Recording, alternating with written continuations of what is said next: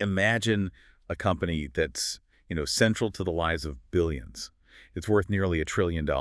And then poof, it just vanishes from the internet for 6 full hours. Total blackout. Total blackout. The stock plummets, their own internal tools stop working, and millions of people are just cut off. And the reason? It wasn't some massive cyber attack. No, it was a simple 4-line configuration mistake. A mistake in a protocol so fundamental most people haven't even heard of it. That event, the 2021 Facebook outage, is just such a powerful example of what we're talking about today. It really is. It shows that the real foundation of our digital world, the bits and bytes, is also its biggest strategic weakness.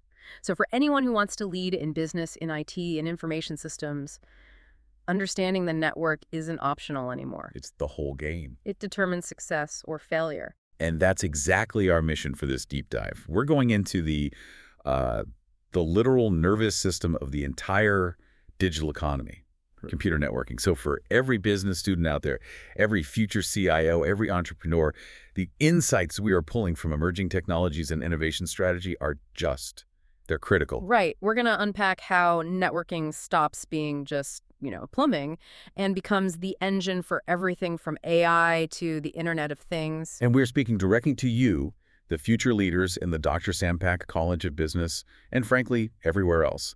Your success in this digital era really depends on getting past the jargon. And grasping the strategic implications of all these architectures. It's about the why, not just the what. So before we jump into the deep end with protocols, just a quick reminder. Please remember to like, subscribe, and share this deep dive. It really helps us out. It does. And you don't want to miss these kinds of insider tips that really can position you for a bright future in your career.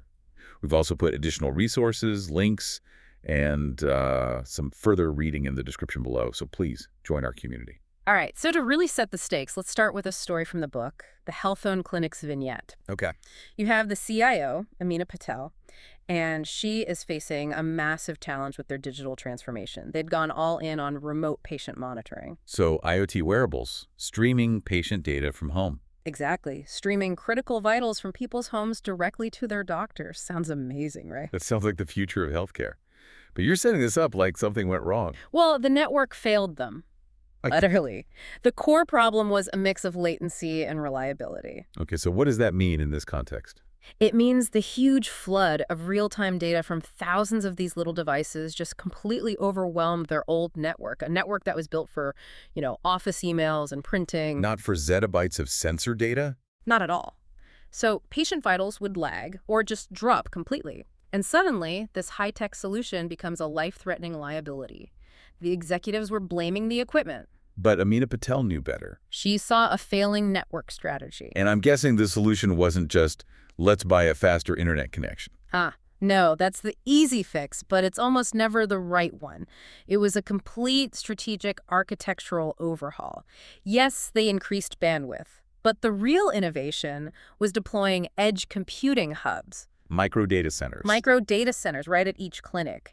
This meant patient data could be processed locally for real-time alerts. That move alone just slashed the latency. So it cut down the delay for those critical decisions. Exactly. They basically pulled a piece of the cloud much closer to the patient. That's a great way to put it. And on top of that, they implemented a software-defined network, an SDN, to dynamically prioritize and route that critical patient data. So the network itself became smarter. It became agile. And they even added dedicated 5G backup connections, specifically for high-priority ambulance telemetry, so they'd never lose a signal, even outside of Wi-Fi range. And security must have been a huge piece of this puzzle. We're talking about life-critical devices. Oh, absolutely. They moved away from the old perimeter firewall model to a zero-trust model.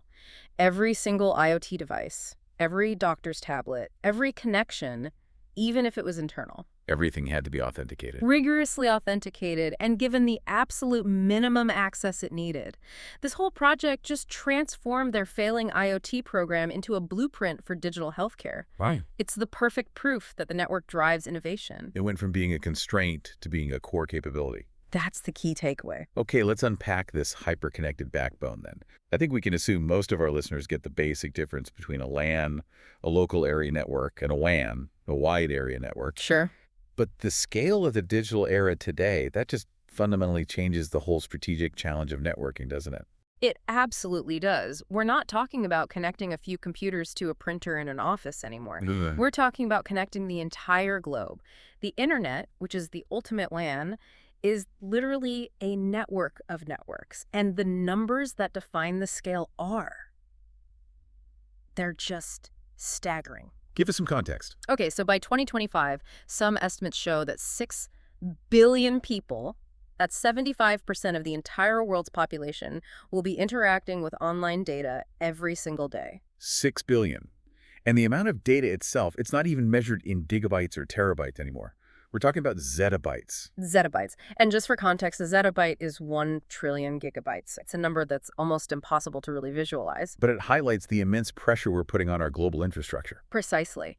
And the growth is just accelerating because of all these emerging technologies. The data that's generated by billions of IoT devices alone, so we're talking factory sensors, health monitors, smart city grids, All that data. is projected to exceed 90 zettabytes in 2025. And that is the strategic problem right there. If the network can't move those 90-plus zettabytes reliably and quickly, then what?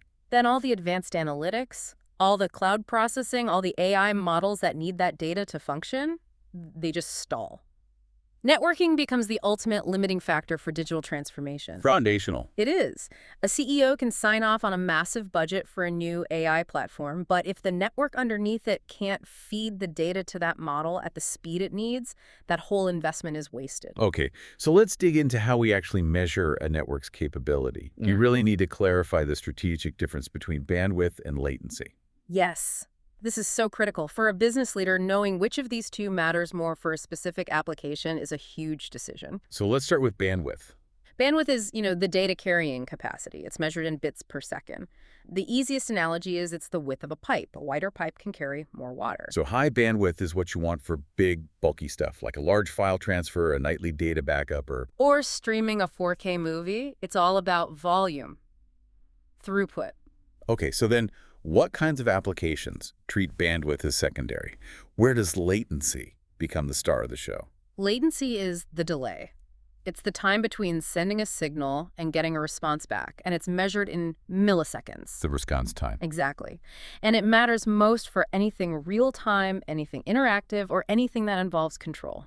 So give us some examples. Think about high-frequency automated stock trading, or remote surgery, or maybe an autonomous car's collision avoidance system.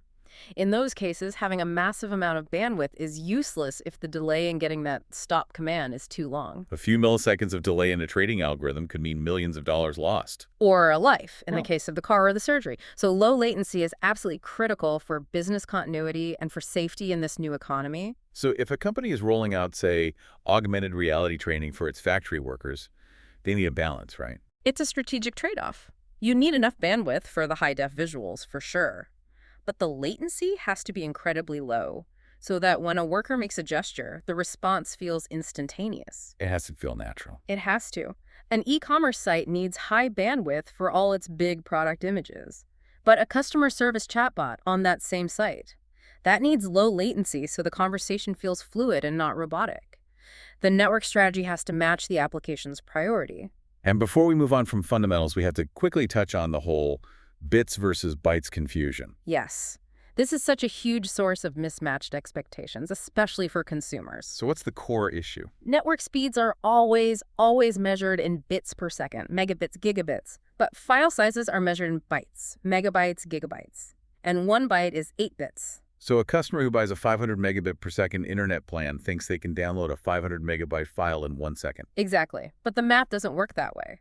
A 500 megabit per second connection actually has a theoretical maximum download speed of 62.5 megabytes per second. That's a huge difference. It's massive. And for any professional in this space, understanding that distinction isn't just for troubleshooting, it's for accurately setting expectations with your customers, with your executives, about how long things will actually take.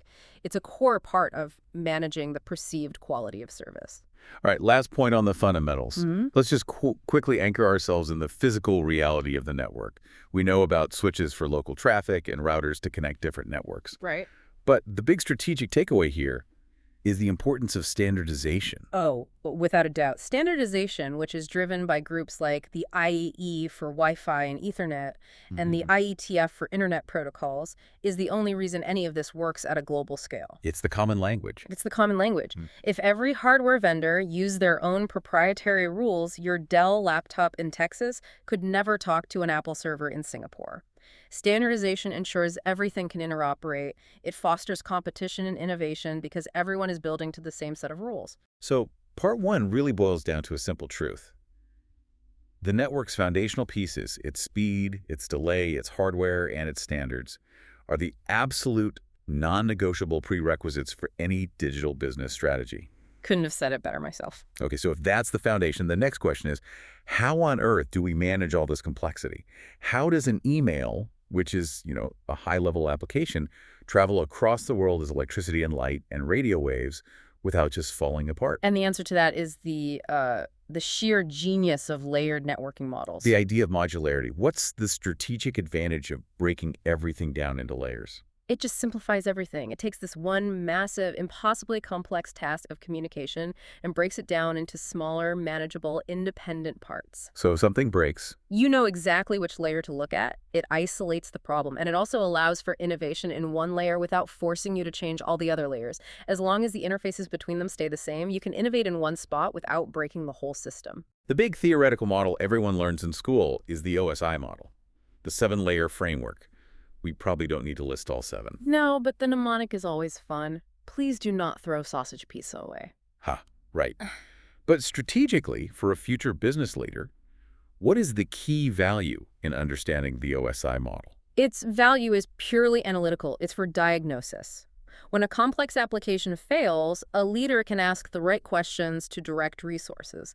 Is this a physical layer problem, like a cut cable? Is it a network layer problem with a misconfigured router? Or is it all the way up at the application layer with a malformed HTTP request? So it provides a common language for troubleshooting. A structured language, exactly. But the practical reality, the model that actually runs the internet, is the leaner TCP/IP model. Right. This is what's actually in use.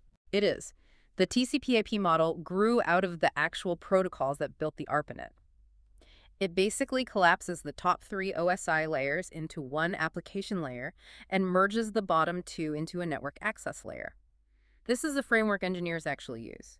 HTTP is an application protocol that runs over TCP, which is a transport protocol, which runs over IP, the Internet protocol. And understanding that hierarchy is key to understanding the protocols themselves. They're the lifeblood of the internet. So let's start at the bottom of that stack with IP, the Internet protocol. IP's job is pretty straightforward. It handles addressing using IPv4 or, now, more commonly, IPv6. And it handles routing packets between different networks. But the key strategic point about IP is that it only offers best effort delivery. It's unreliable by design. Completely. It tries to send the packet, but if a router along the way is congested and has to drop the packet, IP doesn't care. It doesn't even tell the sender that the packet was lost. So it's like the Postal Service just putting a letter in mailbox. Yeah. It handles the address and the routing, but it doesn't guarantee delivery. Perfect analogy. It outsources all the hard work of reliability, and that hard work is handled one layer up by TCP, the Transmission Control Protocol. TCP. This is the certified mail service. It's connection-oriented, it's reliable, and it's absolutely essential for anything transactional. Right. But what's the strategic cost of all that reliability? The cost is overhead and speed.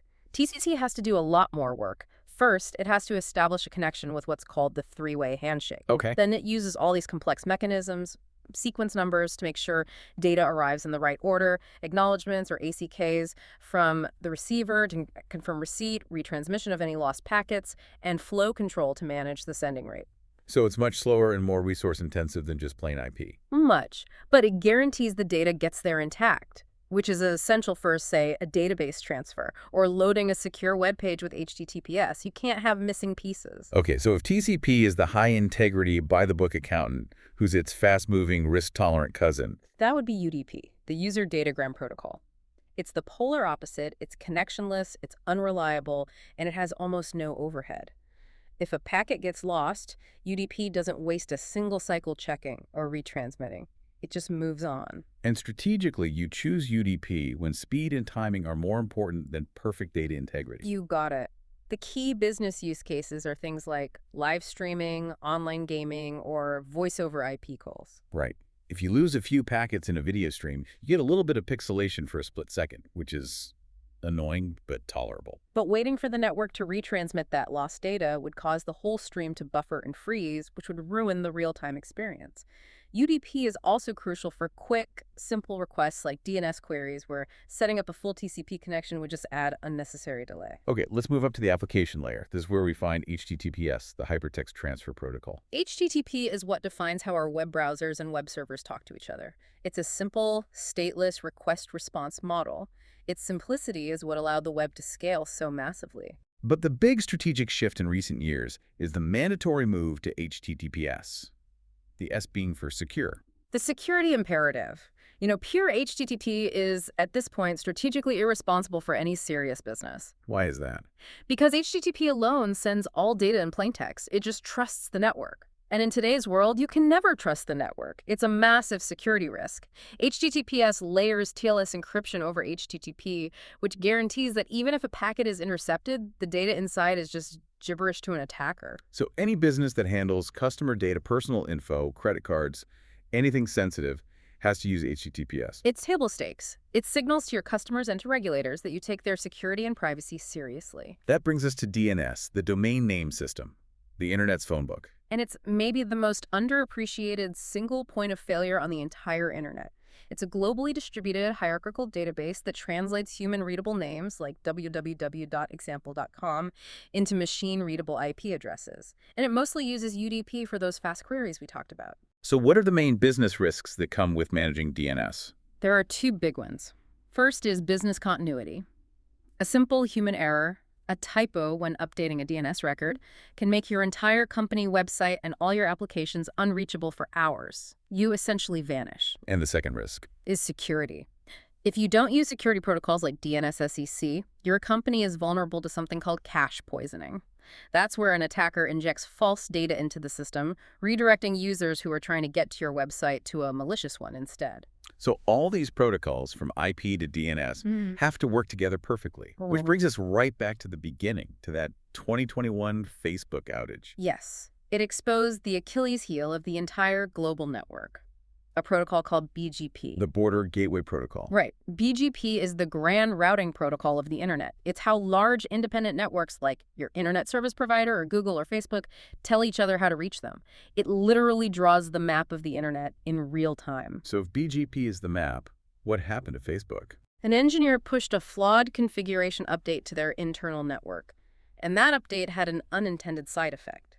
It caused their own systems to withdraw the BGP routes that told the rest of the world how to find Facebook servers. So they essentially erased themselves from the map. They pulled their own address off the front door of the internet. And if the rest of the internet, via BGP, suddenly believes that Facebook's addresses don't exist anymore, then all traffic just stops. DNS queries fail, HTTP requests go nowhere, and the whole company is offline. It was a perfect cascade failure. The internal network problem killed the BGP announcements, which killed DNS, which killed the applications. The strategic conclusion is just. It's terrifyingly simple.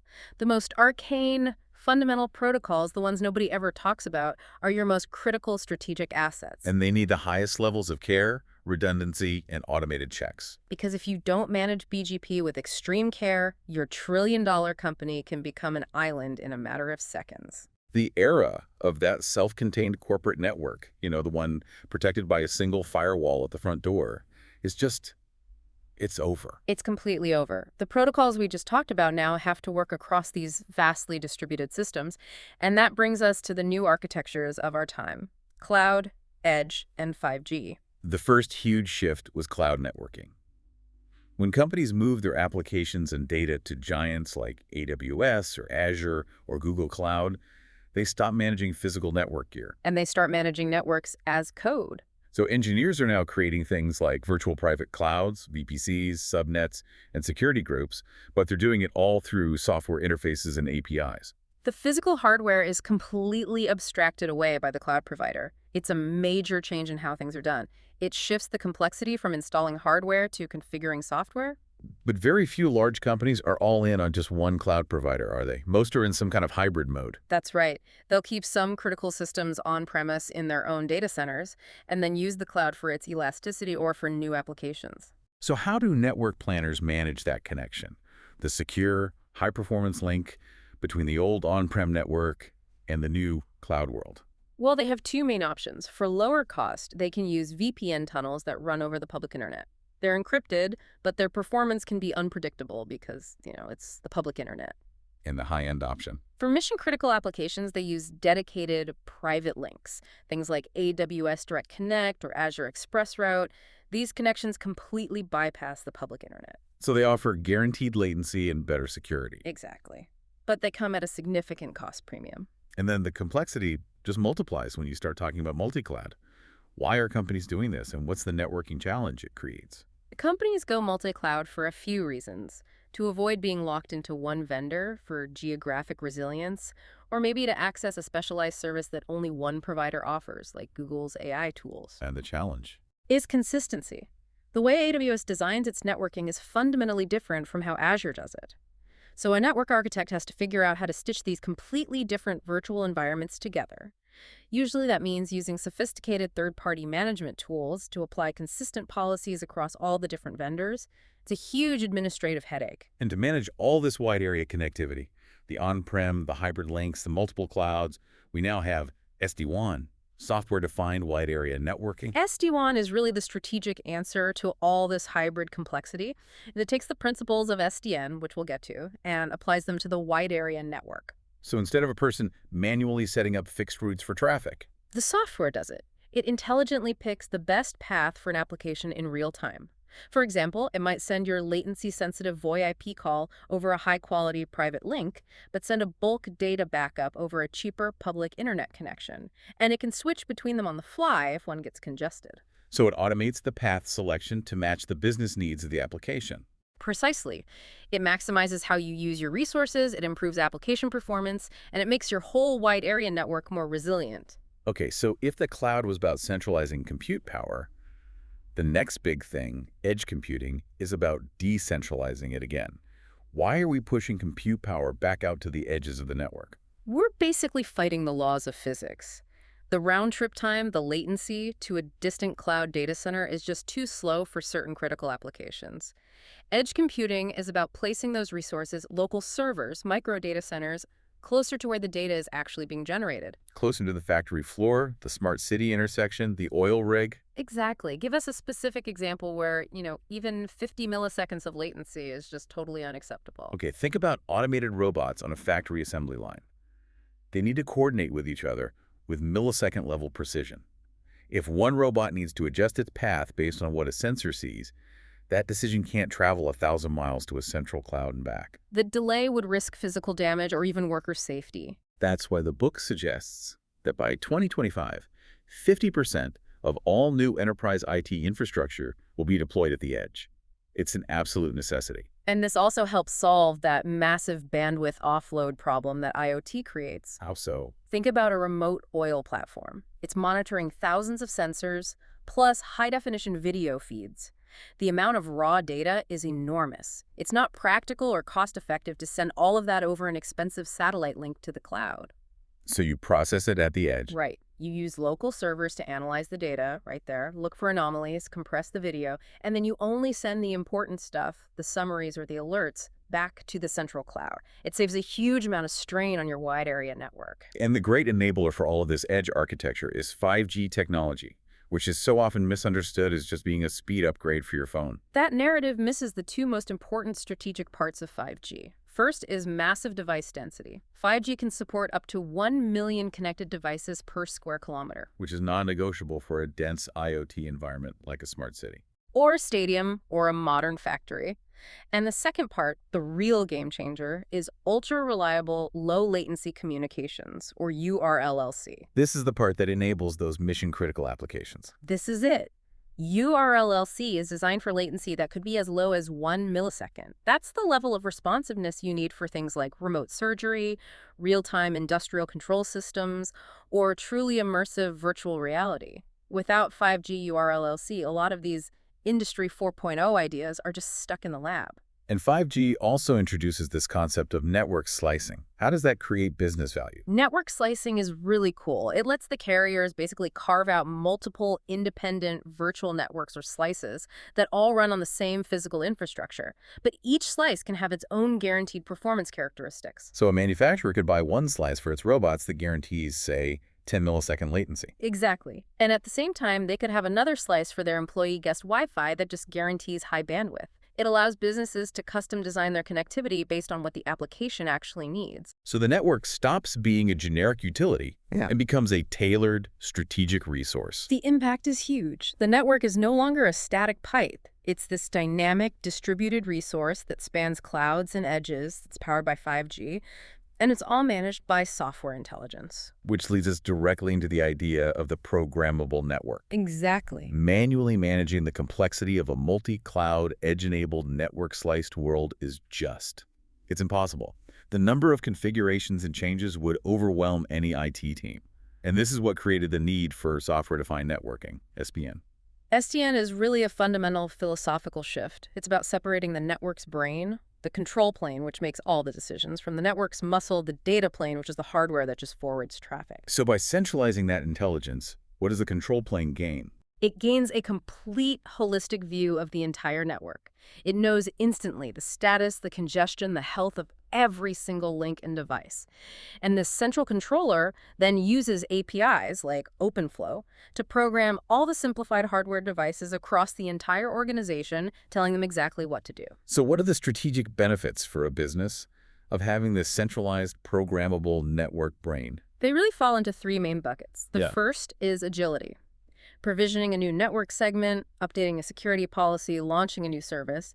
It can all be done with a centralized software script in seconds. Instead of days of a network engineer manually logging into dozens of individual boxes and typing commands. An error-prone process at that. So this allows the business to roll out new digital capabilities incredibly quickly. That speed is a direct competitive advantage. Okay, so that's agility. What about cost? Cost is the second big benefit.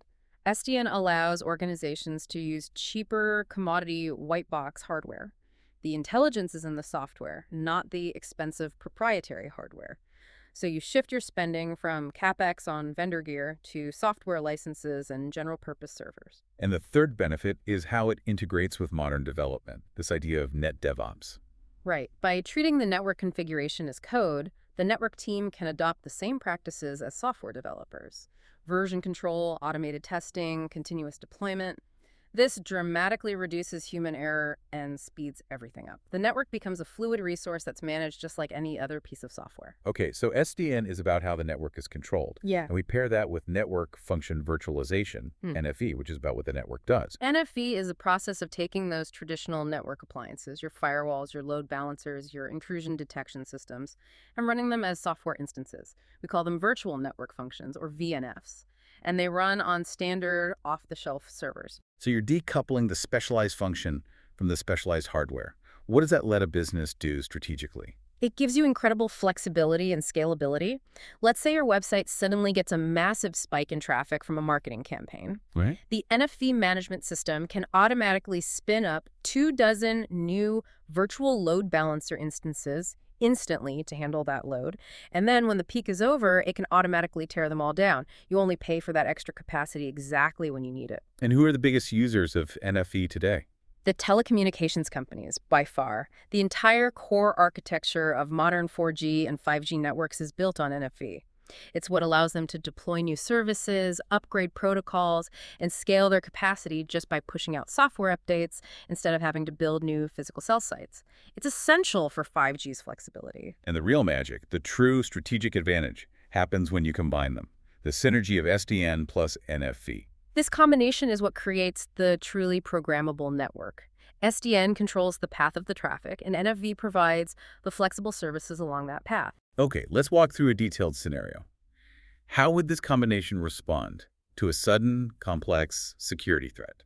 All right, so let's say an automated monitoring tool detects a highly unusual traffic pattern. It looks like a distributed denial of service attack that's targeting your public web servers. Okay, the attack is starting.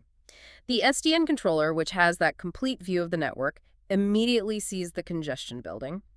It then instructs the NFV management layer to spin up, say, 10 additional virtual firewall instances and 5 virtual intrusion detection systems. So you're adding security capacity on the fly. Instantly. And at the same time, the SDN controller updates its routing tables to steer all of that incoming web traffic through this newly provisioned, highly scalable security gauntlet for deep inspection. And this whole process, from detection to mitigation, happens programmatically in minutes. Instead of requiring an hours-long, all-hands-on-deck manual war room meeting, that's the power of it. It transforms the network from this static, fixed thing into a fluid, responsive resource that can adapt its behavior in real time to match business demands or security threats. And that agility is just non-negotiable today. The fact that our architecture is now so distributed across clouds, the edge, and these programmable layers, it has just completely invalidated the traditional way we thought about network security. Absolutely. The old model, the castle and moat, is dead. Explain that model. That model relied on a single, hardened exterior, your perimeter firewall, that guarded a soft, trusted interior. The assumption was once you were inside the office network, you were generally a trusted user. But with apps in the cloud, data in SaaS platforms, and users working from anywhere on personal devices, there is no perimeter anymore. The perimeter has dissolved. Now, firewalls are still fundamental, but their role has evolved completely. How so? They've moved from being simple packet filters to being next-generation firewalls, or NGFWs. These don't just look at the address on the packet. They use deep packet inspection to understand the application and the content inside. They can block specific malware signatures or stop unauthorized applications like BitTorrent. And the firewalls themselves are now distributed. Exactly. They're running as virtual appliances in the cloud or out at the edge, not just as a single box in your data center. We also used to rely heavily on VPNs, virtual private networks, for secure remote access. But what's the fatal strategic flaw of that traditional VPN model? The flaw is its underlying trust model. A VPN basically extends the corporate network out to a remote user. It grants them broad access, as if they were sitting at their desk in the office. So if that user's device gets compromised, say by a phishing email, the attacker now has a foothold inside your trusted perimeter. And from there, they can move laterally to attack more sensitive systems. The old model trusts the user based on where they're connecting from. and that inherent risk of an attacker moving laterally is the driving force behind this huge industry-wide paradigm shift to zero-trust networking. Zero trust is the core strategic security philosophy for the digital era. And the motto is simple: never trust, always verify. So the identity of the user and the health of their device have to be verified for every single access request, regardless of their location. Being on the network grants you zero inherent trust or privilege, nothing. Let's break down the foundational principles that define a zero-trust architecture based on the NIST guidelines. Okay, first is stringent identity and access management. This means using strong authentication, usually multi-factor authentication, for every single access attempt. It also means continuously monitoring user behavior and doing robust device posture checks. Is the machine patched? Is its anti-malware software running and up to date? Okay, that's principle one. Second is the necessary constraint, least privilege access. This is so crucial for limiting the damage if a breach does happen. A user or an application only gets the absolute minimum access rights it needs to do its job and nothing more. So if an attacker compromises the marketing team's file server, they can't then pivot over to the CEO's email server because those resources are completely outside the marketing server's authorized scope of access. third is the architectural piece that actually builds these boundaries, microsegmentation. This is where you move away from having one big trusted network to having hundreds of tiny untrusted segments. You build these small, tightly defined security zones around specific high-value assets. And traffic moving between these segments, even internal traffic, has to be inspected. It has to be inspected and validated by an internal firewall or a segmentation gateway. This ensures that if one segment is breached, the attacker is contained there. They can't spread. And the fourth principle recognizes that access isn't a one-time thing, it's dynamic. Right. Continuous monitoring and verification. Access isn't granted once and then forgotten. The system is constantly reevaluating the context. Has the user suddenly moved to a suspicious geographic location? Has the device's security health score dropped? This constant assessment ties into the strategic principle of assume breach. You design the network with the certainty that attackers will get in eventually, Yeah. and you focus on limiting their impact when they do. That's it. And the practical technology that's replacing VPNs is called ZTNA, or Zero Trust Network Access. And how is that different? ZTNA provides highly granular application-specific access. Instead of giving you access to the entire corporate network, a ZTNA broker connects your device only to the single application you're authorized to use. It creates a secure, encrypted microtunnel just for that one resource. So the rest of the corporate network remains completely invisible and unreachable to you. It's a huge strategic shift, and future IT leaders absolutely have to prioritize a move to zero trust. Because your company's data isn't in your office anymore. It's in AWS, it's in Salesforce, it's on remote laptops. If you are still clinging to that old castle and moat model, you are leaving your most critical assets unprotected against modern attacks, where the biggest threat is often already inside your network. Zero Trust is all about minimizing the blast radius of any potential compromise. Okay, so let's zoom back out and try to tie all of this together. Why does the deep complexity of TCP/IP and SDN and zero trust actually matter to the CEO? Because the network is the central nervous system that dictates the pace and the scale of every digital innovation a company wants to pursue. It's what enables AI, IoT, and 5G to actually reach their full potential. Let's start again with IoT, and it's just colossal demands. We're talking about over 39 billion devices by 2025. That scale forces a strategic necessity, which is IPv6 adoption. IPv4 ran out of addresses years ago. It's a fact. The Internet of Things requires IPv6 because you simply have to have enough unique, publicly reachable addresses to assign to billions of sensors and endpoints. And the network has to support this massive density across all kinds of different connection types. Wi-Fi, 5G, mesh networks, you name it. And this all ties back to the edge balance we talked about. The network has to be smart enough to handle local processing and provide security for all these little low-powered IoT devices that can't run heavy security software themselves. The network has to protect them. And the full potential of 5G is really unlocked in these industrial and business settings, not just on our phones. Exactly. 5G isn't just a consumer technology, it's an industrial enabler. That URLLC, the ultra-low latency, is foundational for what we call Industry 4.0. So private 5G networks in factories. Private 5G networks let manufacturers replace all their inflexible, expensive wiring with high-bandwidth wireless. They can run autonomous vehicles, real-time machine control. It lets them create dynamic production lines that can pivot based on market demand. Finally, let's talk about the critical synergy between AI and AI ops. AI needs the network, and the network needs AI. AI is incredibly data hungry. To train a modern, sophisticated AI model, you need a massive data pipeline. You need to transport terabytes of sensor data, user logs, transactional history efficiently and quickly. So high bandwidth, low latency networks are required just to feed these AI models. If your network is slow or inefficient, the time and the cost to train your AI model just balloons exponentially. And then there's the flip side, AI ops. Yeah. Using AI to manage the network itself. Why has this become a strategic necessity? Because the scale and complexity of a modern network spanning multi-cloud, the edge, hybrid systems, it generates a volume of telemetry and log data that is simply impossible for any team of humans to analyze. There's too much data. Way too much. So AI ops tools step in. They use machine learning to look for subtle patterns and all that data patterns in network jitter, packet loss, configuration changes, traffic flows. And how does that help strategically manage the network? It shifts the entire management model from being reactive to being predictive.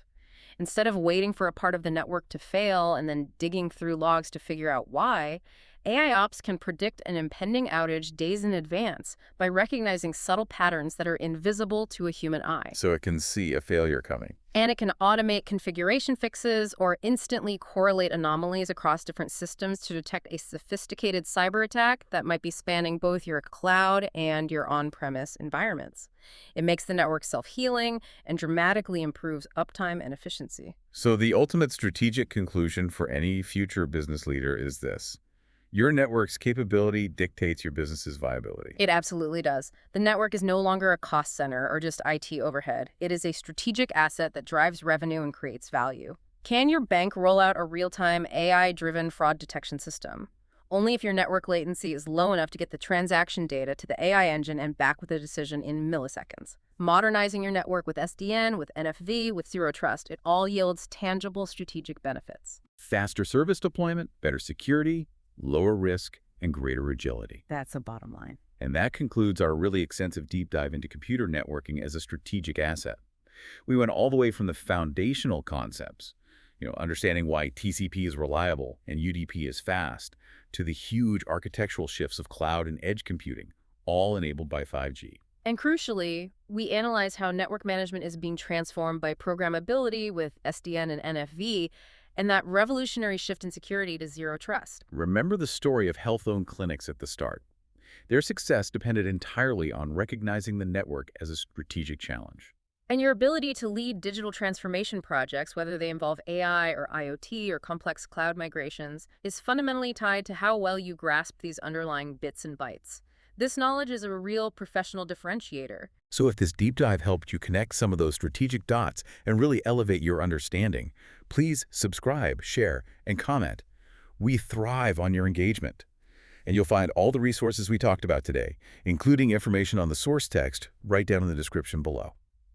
Next time, we're moving into the next essential phase of strategic technology leadership. We'll be examining that critical intersection of technology and risk with a deep dive into cybersecurity and the trust economy. Before you go, reflect on this for a moment. How prepared is the network of the organization you know best? Your company, your school, or even just your home network? How prepared is it for the inevitable surge of 5G and IoT data that's coming in the next 2 years? What strategic decisions need to be made today to make sure that network stays a capability and doesn't become a constraint? That's a wrap on this episode of The Deep Dive. Keep questioning, keep exploring, and remember, every disruption starts with curiosity. Until next time, stay ahead of the curve.